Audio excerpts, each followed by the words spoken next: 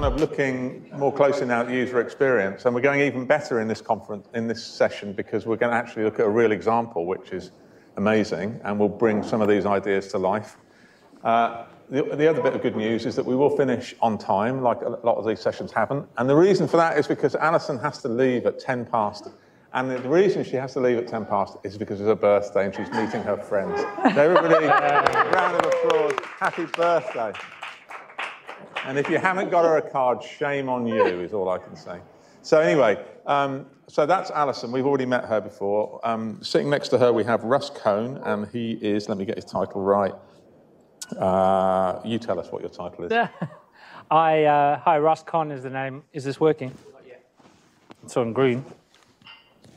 Anyway, General Manager of OCR Labs. And he's yeah. sponsoring this session, so thank you so much. It's a pleasure. And then to my left, we have Kevin Sullivan, and he's the founder of Leading Points, which is a program for military personnel in the US to access discounts and special offers. And now, obviously, the challenge with doing something like that is how do you prove that you're a member of the military? And this is something that Kevin's been working on. And this time last year at this conference, he sort of showed us a work in progress, and now I believe you've launched your service. So I think we should have a video just to show how that works before we dive into the discussion of the challenges you faced and how you solved them. Great. So, do we have that? Cool. Good afternoon, everyone. I wanted to take 2 minutes of your time to show you what we've done since last year. Last year, I presented this single slide that talked about the vision of Military Connect, where military members could participate in benefits, a military ecosystem. So where we've gone to today, we've actually built out the platform whereby we kind of designed a number of key benefits, put them in one location, and then interconnected it through military verification. Members can download the app or register directly online. When they register online, we're going to grab a little bit of information, just their email address, to pass the initial communications to them. We're going to take them through verification. We are verifying the end user to be from the military market by pinging against authoritative databases. We need a bit of information, their military status, their date of birth, and also a date that they were on active duty. What you're going to see here, literally this week, we've incorporated the technology from OCR Labs, so liveness testing and the ability to scan a military ID card, verify the end user in real time, and then establish an account will become active. Once military members have created their account, now they get to come back here and participate in some of these sites. We stood up a military travel site. I'm going to show you how it works here. Military members on their app now will choose to use their account information. We baked in the QR code so a military member can now assert their verification. Once they want to participate in a specific benefit, they authorize it, and then the connection establishes with the destination site. They elect to continue, and only then do we unlock the benefit of a discounted travel opportunity. We also built a military deal site where merchants can offer specific military discounts. The member, again, has to log in with their Military Connect app. They, again, assert their verification that they want to participate in this site. They authorize it. It unlocks, and then they'll continue on and unlock a whole myriad of military discounts designed specifically for them. So whether it's a golf experience,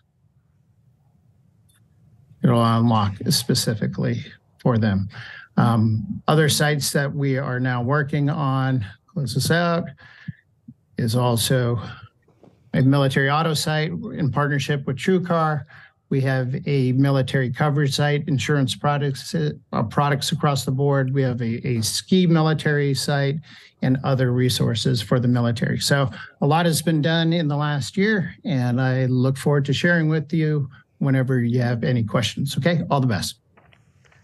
Brilliant. Okay, so that's where we are now. I'd like to take you back, actually, Kevin. So when you launched this scheme, I'm assuming you didn't know too much about digital identity. You were just thinking more about your, military brethren. So what was the first? Can you remember, like, how you thought, how you considered at first that your customers would prove their identity in the scheme, and what was wrong with those ideas? Yeah. Well, first, good to see everyone again. Last year, it was just a concept of building out the ecosystem, because historically, I went from serving in the military, retired from it, and then Leading Points builds military programs for individual companies. So with Golf Channel in the US, we built out military tea times. With Vail Resorts, we built out the military Epic Pass. So instead of just pushing them out to the merchants, I wanted a single site or a destination ecosystem whereby they could come in. Now, I've worked with military verification providers, ID.me, ShareID, all of them, verifying the end user who they are. But now I didn't want to have to send them to individual merchants, just allow that military member to come in one time and assert their verification when they wanted to. So the ecosystem of Military Connect moved to reality. What did you originally think that you would, what methods did you think you would use to authenticate people? I think I was going to have to pay a third-party provider for that. And it's unique here, because last year, when I was in this conference, I could spell ID, and that was about it. And, now it was like, okay, I'm listening to all the smart folks in the room, and you guys have great product services and all things, but I'm kind of the buyer of that service, whoever you are. And we want to give the ability to verify trusted credentials to the military member, period. And I do that through partnership. And we want to have an ecosystem where you can provide anything to the military. We showed revenue-producing linkages here.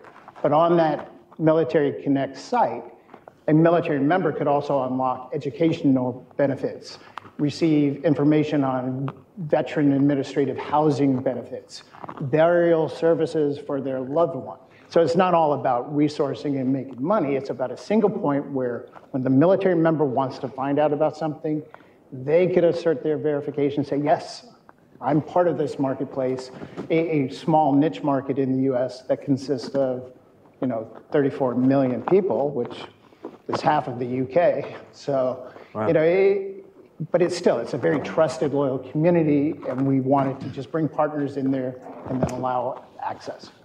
So you say you're a buyer, and you ended up buying from Russ. Yeah. So Russ, can you tell us when Kevin approached you, what problems he was trying to solve and how you solved them for him?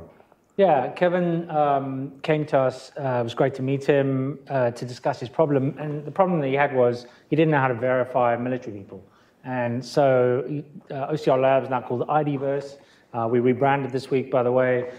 We cover over 16,000 documents across the world in 220 countries because we use AI to do that and neural networks.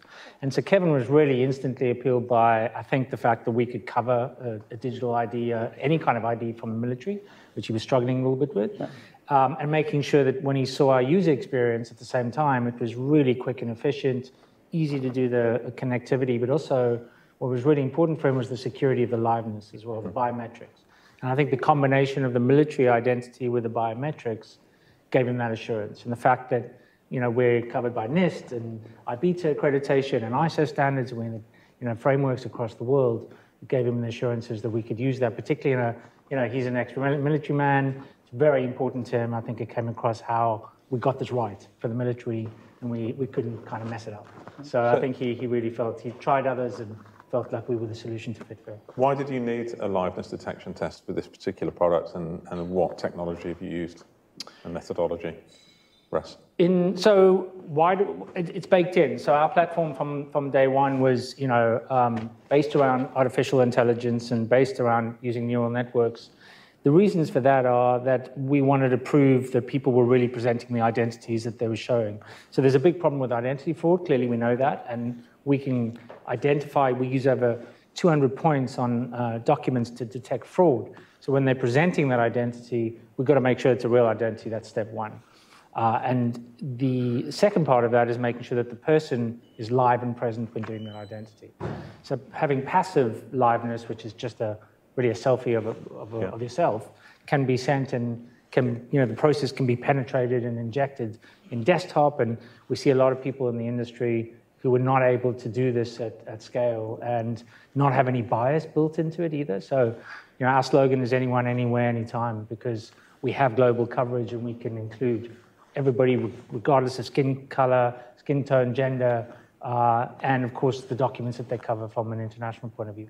So can you describe the onboarding process then for a yeah? So it's quick and simple. It's essentially the average user takes 30 to 60 seconds. Obviously, depending on if you're more challenged with technology, it's a process where it's triggered through either an email, QR code, or SMS by us. So we work with our partners to do that. When they're going through the process, at whatever point you want them to do the process, you send them whatever that trigger process is. They then use their mobile phone. We don't use desktop, although you can start on desktop. We do send to mobile. We're a mobile-first company. The reason for that is desktops are very easily penetrable, particularly the cameras, and hackable. And so from a security point of view, the mobile phone, we designed software specifically for mobiles, and we enhance their amazingly powerful cameras that phones use now. Even older state phones have fantastic cameras. So we use the technology of the phone. We build software specifically, and then we, once they do the identity, they move forward to the process of liveness. We shoot a live video stream of 30 frames per second for about 3 to 4 seconds, and of those 120 frames, we take the best shot of that video, and we compare it to the ID document. So then we can account for age. For example, there are a lot of documents in the world that are persistent. So a lot of countries have documents that you can get at 18 and then keep the rest of your life, for example. Happens in India and France and other countries. So you might change quite dramatically. You lose your hair, gain weight, lose weight. And we account for that by using, in the liveness process, things that you use, like on the iPhone, the dot technology, which sprays against your face, and then we find points on the face, and we create a 3D render of that, all in the process of, this person has just gone through this very easy process. And by doing that, we can see the structure of the face, and so we don't have any issues with skin tone, for example. And because we use AI, we train our models, not by people, but by constant equal sets of color.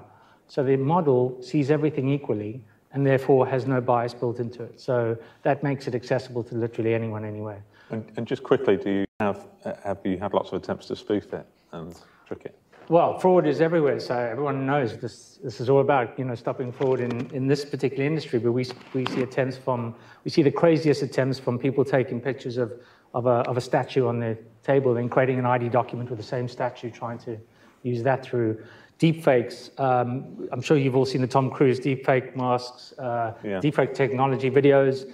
That's everywhere. We can spot that because we see vibrations. And then we use a technique called photoplethysmography, which is on Apple Watches and the green dots that you see at the back. It's looking for skin detection changes and micro changes in the blood capillaries and around the mouth and the eyes. And so we look for that while you're looking at it. And using those technologies, we can prove that they're really live and present, and that you're not injecting a video or that you're not using a mask. And if that happens, then we know that you're not live, and we fail that process and pass that on to the customer. So the beauty of facial recognition and liveness is that it's just everybody gets it. Everyone's got a face. Even the most technophobic person can kind of understand that process. So everyone's using on their phones as well automatically to log in these days, so the comfort level with using that kind of a process. And you can even do it with a kiosk if someone doesn't have a phone. So this would seem like an obvious move for governments to move into that are looking after all the people. So Alison, from your consultancy and from what you were talking about earlier from the governmental level, do you see applications for this technology in that area? For biometrics? Yeah, facial, liveness in particular. I think there's a lot of places where governments are using liveness in biometrics, particularly at the border. I think that if I look at the UK government specifically, they haven't yet issued their biometrics guidance for what good looks like, right? And so I think that as things develop, there's always a lag between what the technology can do and what an international forum of experts agree is good enough. And so I think that the government now is working on what does that look like. But I would expect in the identity space that biometrics will be the way forward, especially facial recognition. Yeah. I think thumbs, I happen to have a live use case at home with a 13-year-old daughter, and they'll save everyone's thumbs in their phones, right? Because how else will your friends pick up your phone and go through it? Because that's what kids do, right? And it'd be too much of a hassle to actually have to hand it over to the person who owns it. So I think that facial biometrics will certainly be the way forward. And I mean, when you think about generative AI, which we all, it's on our lips right now, ChatGPT, we use generative AI for our technology. Fraudsters are using this technology, right? And so when you think about what they're doing and the scale and the speed it's happening at, if you don't have defenses at the front door to stop people, fraudsters to find those vectors of penetration and weakness, then you're letting them all in, the fraud into your system, and then it becomes very difficult to extract them where there's a lot of hurt there. So it's important that you use the right kind of technology that defends you against that. And humans, while we like them a lot, they don't scale, right? And they have bad days, and we talked about it earlier. And also, if you think about facial recognition for re-access to your services, re-authentication. Vodafone was talking about it just 5 minutes, 10 minutes ago. You've got to call centers, and you've got to find ways to log into your service. If you just use your face to get back in for any use case, it's an easy way. It takes away all that operational burden from companies. I think if I jump in there, I think the really important point that Russ is making, if we take this this is a really exciting sort of example, right? I hate to say it, nobody really wants a digital identity, right? Nobody wakes up and wants a digital identity. They want tea times, they want cheap cars, they want deals, right? And so I'm willing to use a thing that makes me feel safe and is easy to use to get me access to the stuff I want. Yeah. And that, I think, is the really important point to take away when we look at how digital identity works in the practical world. We've all sat around talking about the technical stuff today, but nobody outside these rooms really wants digital identity. They want the stuff that sits on the other side of it. And so the easier and more secure that Russ can make it, and so that everybody can get through. There's not a big queue of a certain type of person sitting here and not able to get a tea time, but everybody who can get through a biosystem. The right people, obviously. Right? Right? And I think it's really important. You're spot on. It's not just about the tea time, because with the digital identity, it is about the tea time for me. But nevertheless, if you looked at the U.S. government, does not believe in the military ever moving to a digital identity, right? And we carry around a plastic card with our military image and data on the back side of it, and somehow that's more secure. I don't even know, I was looking for it, I don't know exactly where it is. So the scenario of saying that's a secure means of ID, okay, not so much. And we're working together on that. The documents that Russ mentioned, we are kind of establishing that library, whether it's a driver's license out of Colorado with veteran on it, or it's my retired ID card, or my daughter's identification card for a dependent. All of those are different, so having that library. The military has regulations right now that established that says you will not reproduce your military ID card. However, the first thing when you go into a medical appointment, they have to scan it for your benefits and tuck that away, right? So we think we're a little bit ahead of the curve, that at some point we can provide a solution, whether it's the United States Army or Department of Defense, that you are going to have the ability to utilize a digital card.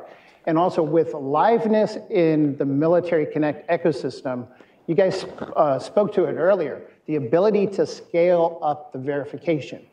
Military Connect you could do technically right now without liveness, based on us pinging off authoritative databases. Is that good enough for tea times? Yeah, it's been working that way for a number of years. But if you're going to transact for adopting a baby or buying a car, maybe having that liveness and being able to do a physical purchase online from Colorado and buying a title of a car in Florida will now be acceptable because you have liveness verification in place, which is not available today. Yeah. And how are your customers responding to this? How many members do you have, and have you experienced any problems with the onboarding process or the ID process? This is helping exponentially because through all the programs that we have built out, whether it's tea time, skiing, or whatever, we have our own database of 5.2 million veterans and family members. And we're just now inviting them into the Military Connect ecosystem and trying to do that on a scenario that did not include a liveness or verification. We're level 2 versus 5 of 10. So this is a much welcomed improvement to what we're doing. We do this for banks, obviously, globally, and governments. And so to Ali's point earlier, there's different levels of assurances that you need. Right. And so this technology is built for everyone. You can use aspects of it as you want to, but we do believe that the biometrics of the facial biometrics compared to voice, like generative AI on the voice side, is being hacked by people, and so you'll be able to access bank accounts. Apparently now you can take a 3-second clip of someone's voice on Facebook and then create an entire conversation, your voice essentially, and spoof systems. So it's very, very important that you assess your vendors, what you're using it for, and the importance of it, plus think about user experience at the same time, and what you need to protect your business, but give the user the best protection and user experience that they can get. Do you have any issue with fraudsters trying to sort of intercept the digital file rather than actually create a fake face or a But video? they can't. Our system is impenetrable to the API in terms of the way the webhooks and the way whether we open and close it. You can't game that system, and that's why we don't use desktop. And so it's a very secure process to do that. So they can't get to that data. And then, of course, from GDPR, the data sits, we're a processor, the controller is the customer. They decide what to do with that data or tell us what to do with that data, so the user's always protected with that. So Russ, can you tell us about some of the other applications and the customers? I don't know if you can talk about other customers. Financial services, we work with banks across the world. We work with insurance companies like Admiral. We work with HSBC, Amex, Hertz, Uber. We work with Reed Screening, very interestingly, and why Ali has fantastic perspective on employment. And for everyone here, in the UK under the DCIT, the trust framework, identity framework, which we were an early IDSP onto that framework because we welcome it, the right to work case came out of that. And so this meant that you could do digital verification because we are remote everything now, or hybrid everything. So we hire people, I've done it myself, I'll never meet, or I never meet. How do you know that's the person who's starting the job and the same person you hire, right? So Ali knows a lot about this and the work that she does. There's a wider, I think Keith from Reed estimates in the UK that employment fraud's running at about 10% from his survey of his customers. And so we help them to identify people to make sure that they are really them, the person who's being hired. So anybody who's an employer needs to be thinking about verifying their person. You have to do it by law, either physically or digitally, and we're seeing with remote work, digital is essential. So when you talk about organizational identity, it's slightly different, obviously, from the earlier perspective, but identity for your employees is pretty important, and that's going to become a global problem. So that's interesting. Okay, well, we're 4 minutes away from Alison's birthday cake, so Michael, have you got her run? And I got one question. So can we let her run? And I got a question for you. Yeah. Happy birthday. Thank you, Alison, guys. thank you. Happy birthday. Thank you. All right. So as we're wrapping up, though, I just wanted to, then the audience can have one quick question, though. But Russ, we had kind of a pre-meeting yesterday. And if we think about the whole idea of LEIs, VLEIs, and certifying these verified credentials, something that came up yesterday was really important with this liveness testing. And I thought it would be good for you to kind of tie the dots from what we learned about this morning with your capabilities. And can you kind of give an update of what we talked about yesterday? Yeah, I think with LEIs and the explosion of what appears to be a very interesting opportunity to create organizational identity, you still have to identify every person as part of that process. And so it's going to be really important that you have the best technology, the most trusted technology that's verified externally with bodies like NIST, for example, IBETA, Bixi Labs that we work with, making sure you have ISO standards, etc. So having accredited technology to protect your organization, it's all going to start with a person. And so I think if that flow down doesn't happen correctly and you let that into the LEIs in the process, it's going to be a struggle to scale that. But I'm excited about the opportunity that comes from that, and I think this kind of proof of life is going to be pretty important for it. Right, okay. Any questions from the audience before we move on? Yeah, Eric's got a question. Eric, one, I'm afraid. I'll try to make it good. Russ, the most expensive purchase most people make is their home. And there's been an increasing use of apps to verify the identity of people for a bunch of reasons, because you need to know that who you're dealing with, anti-money laundering. Is this an area that you see as a potential for your business to expand into?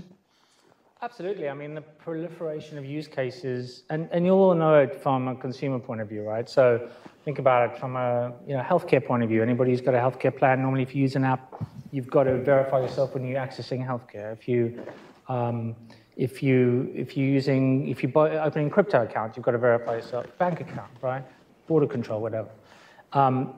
The thing about, absolutely, it's a fantastic use case, and I think it's necessary.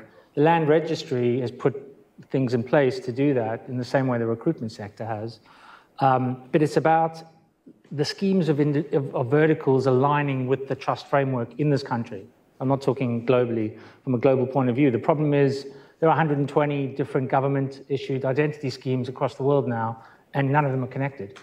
So how do you operate if you're an international company? You've got to be compliant in each territory, and then again in each vertical. So I would encourage industries to be aligning under frameworks that make sense for them. And I'd like to see more regulation coming because that drives uptake. I think it's always that balance between user experience and regulation. So when I look at mobility is a very interesting sector. The scooters we see all around London and across the world, most of the users are teenage kids. So the scooter companies will do a light touch verification, even though it's a £1,000 scooter. If they lose them, they don't really care because they're getting growth that's hyper on like a rocket ship. So they don't want to stop teenage people using their scooters. So where do you want to use the power to do what you need to do? So we think they could do more, but regulation needs to come around things like that, and it'll take time, I think, to get supported. And I will say just one thing on that. Buying a home in the U.S. as a military service member, you may be entitled to VA benefits for home buying. And what do? You're hunting around for quotes or those who are going to do this. Being able to utilize this type of verification, have it potentially in a wallet to share across in a certified manner, efficiency is off the charts. Otherwise, you have to put in a request to the VA to send a certificate, hard copy in the mail to get to this potential lender, not the lender, potential. So there's great efficiencies that can be found there. I just want to add another point. So the problem with the land registry is, so they put in something around NFC and safe harbor, which demands you use an app to do that. So the problem that we have in digital identity, I think, as users and as producers in the industry, is none of us want 10 or 15 apps. Now, if I have to get through border control or get a new passport, I'll download the app, I'll do the work, and then I'll delete it. But if I'm doing healthcare and crypto and land registry, and it's a pain. So they need to align to think about users and at the same time balance that with regulation and obviously safety, security, and fraud. Right. And that's the challenge. Great. Okay. Well, I think we have to leave it there. Thank you so much to Russ and to Kevin, and on to the next session. Cheers. Thank you very much.